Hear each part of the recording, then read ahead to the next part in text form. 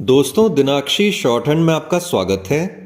अगर आप चैनल पर नए हैं तो चैनल को सब्सक्राइब करें और बेल आइकन जरूर दबाएं। आज की संपादकीय डिक्टेशन 743 शब्दों की एक डिक्टेशन रहेगी जो कि 80 शब्द प्रति मिनट की गति से बोली जाएगी।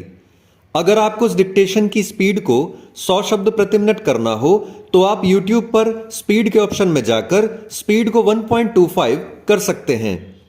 इस डिक्टेशन की आउटलाइंस आप हमारे टेलीग्राम ग्रुप से प्राप्त कर सकते हैं। टेलीग्राम ग्रुप का लिंक वीडियो के डिस्क्रिप्शन में और चैनल के अबाउट सेक्शन में आपको मिल जाएगा। तो चलिए डिक्टेशन को स्टार्ट करते हैं। डिक्टेशन 5 सेकंड बाद स्टार्ट होगी।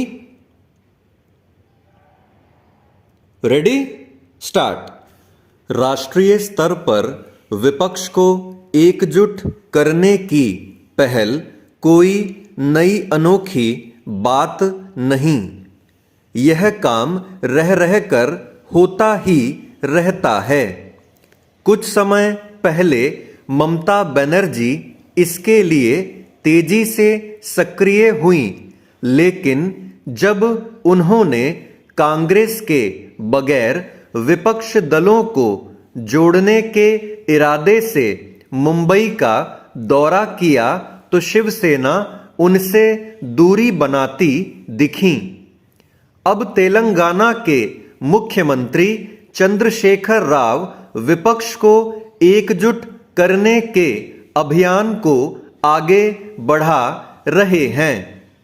गत दिवस उन्होंने मुंबई में उद्धव ठाकरे के अतिरिक्त शरद पवार से भी मुलाकात की।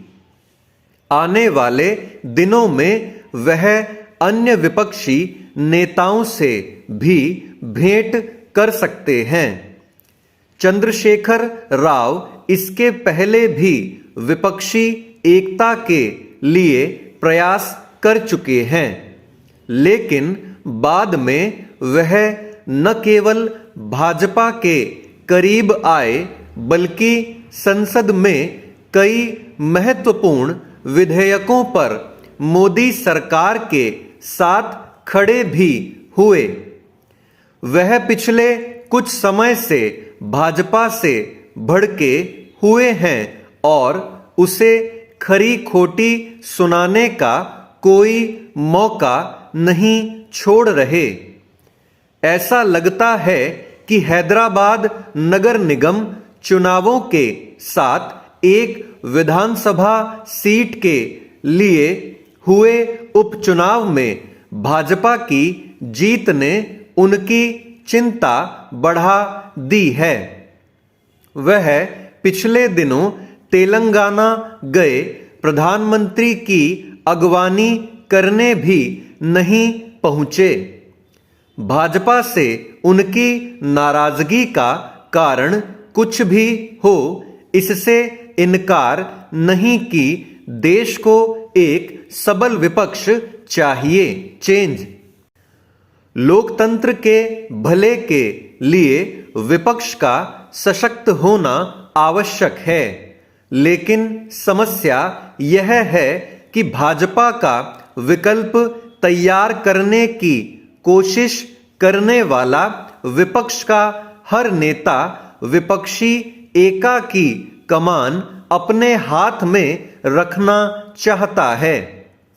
इससे भी बड़ी समस्या यह है कि वे विकल्प तैयार करने की बातें तो खूब करते हैं, लेकिन देश के सामने कोई ठोस एजेंडा और स्पष्ट नजरिया प्रस्तुत नहीं कर पाते।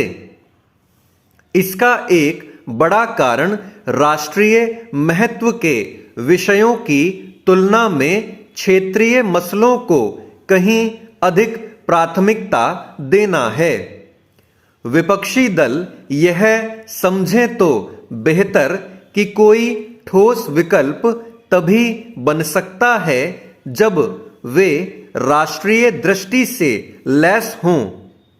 यह विचित्र है कि वे संघीय ढांचे को मजबूत करने की जरूरत तो जताते हैं, लेकिन प्रायः उसके ही खिलाफ काम करते हैं। कई बार तो वे विकास और सामाजिक कल्याण की केंद्रीय योजनाओं को लागू करने में नकारात्मक रवैये का प्रदर्शन भी करते हैं। क्षेत्रीय दलों के साथ एक गंभीर समस्या यह भी है कि वे लोकतंत्र को मजबूत करने के नाम पर परिवारवाद को पोषित करने में लगे हुए हैं।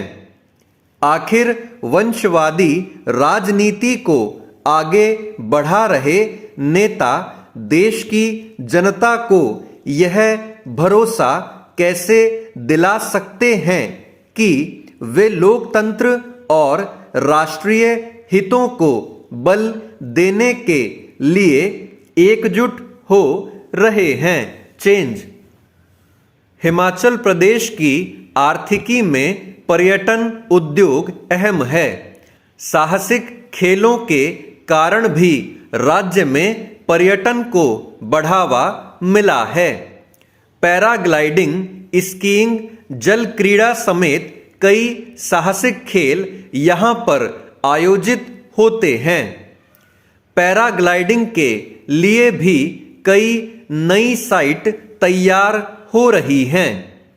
सरकार भी इनके विकास के लिए गंभीरता से प्रयास कर रही है। स्कीइंग भी राज्य के चुनिंदा स्थानों पर ही हो रही है। अब मंडी जिला के प्रसिद्ध धार्मिक व पर्यटन स्थल पराशर में भी बर्फीली ढलानों पर स्कीइंग की उम्मीद है। यहाँ पर स्कीइंग की संभावनाएं तलाशने के लिए मनाली के पेशेवर स्कीयर दल ने दौरा किया और क्षेत्र की पहाड़ियों पर स्की साइट का निरीक्षण किया। इस दौरान उन्होंने स्कीइंग का ट्रायल भी किया। निरीक्षण के लिए पहुंचे दल ने इस स्थल को स्कीइंग के लिए उपयुक्त बताया है। इसके विकास से यहाँ पर शीत खेलों का आयोजन भी किया जा सकता है। स्थानीय विधायक ने भी यहाँ पर स्कीइंग व अन्य खेल गतिविधियां शुरू करने के लिए अटल बिहारी वाजपेयी पर्वतारोहण एवं खेल संस्थान मनाली व पर्यटन विभाग के साथ बातचीत करने की बात कही है। यहाँ पर इस तरह की गतिविधियां शुरू होने से भविष्य में अधिक पर्यटन आएंगे और स्थानीय लोगों को रोजगार के अवसर भी मिलेंगे। क्षेत्र के विकास को भी पंख लगेंगे। कुछ समय पहले यहाँ पर पैराग्लाइडिंग की संभावनाएं भी तलाशी गई थीं। यदि सब कुछ सही दिशा में आगे बढ़ता है तो यह स्थल शीतकालीन खेलों का नया केंद्र बन सकता है। कुछ समय पहले राज्य के कई स्थानों पर पैराग्लाइडिंग साइट का भी निरीक्षण किया गया था। वहां पर पैराग्लाइडर पायलटों ने उड़ान भी भरी थी। इसके लिए कई स्थान उपयुक्त पाए गए थे। राज्य में कई ऐसे अनछुए स्थल हैं जिनका विकास कर नए पर्यटन स्थल विकसित किए जा सकते हैं। इसके साथ ही साहसिक गतिविधियां भी शुरू की जा सकती हैं। जनप्रतिनिधियों व संस्थाओं को ऐसे स्थलों को विकसित करने के प्रयास करने चाहिए। सभी का प्रयास होना चाहिए कि राज्य सरकार के जल्द ही पेश होने वाले बजट में ऐसी योजनाओं को शामिल किया जाना चाहिए। स्टॉप।